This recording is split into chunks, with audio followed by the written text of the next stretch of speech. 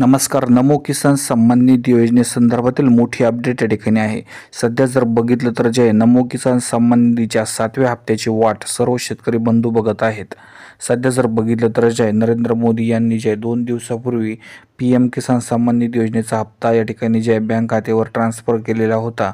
सध्या जर या ठिकाणी तुम्ही बघू शकता महाराष्ट्रामध्ये नंबर ऑफ इलिजिबल फार्मर्स जवळपास 93,53,951 जे आहे शेतकरी यांना जे नमो किसान सन्मान निधी योजनेचा हप्ता या ठिकाणी मिळणार आहे.